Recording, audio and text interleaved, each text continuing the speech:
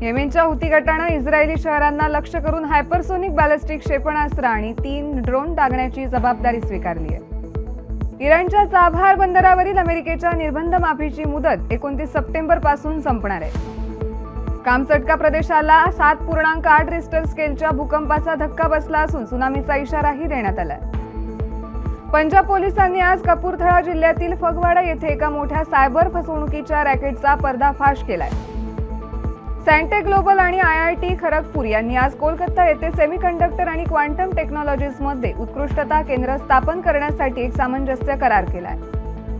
Federal रिझर्व्हने दर कमी करण्याचा संकेत दिल्यानंतर एका दिवसानंतर वॉल स्ट्रीटचे प्रमुख निर्देशांक विक्रमी उच्चांकावर बंद झालेत, ज्यांना काही प्रमुख तंत्रज्ञान दिग्गजांनी पाठिंबा दिलाय.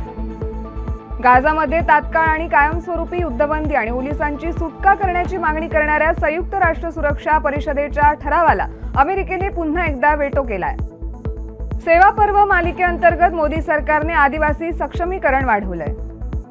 पंजाब सरकारनं 26 ते 29 सप्टेंबर दरम्यान पंजाब विधानसभेचे विशेष अधिवेशन बोलावण्याचा निर्णय घेतलाय.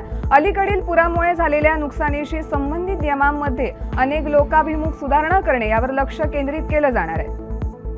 बिहारमधील मरियम फातिमा हिनं राज्याची पहिली महिला फिडे मास्टर बनून एक उल्लेखनीय टप्पा गाठलाय. तिनं बुद्धिबळाच्या खेळात अनेक पुरस्कार मिळवलेत, तर बिहार राज्य क्रीडा प्राधिकरणाचे महासंचालक रवींद्रन शंकरन यांनी तिचे या कामगिरीबद्दल अभिनंदन केलंय.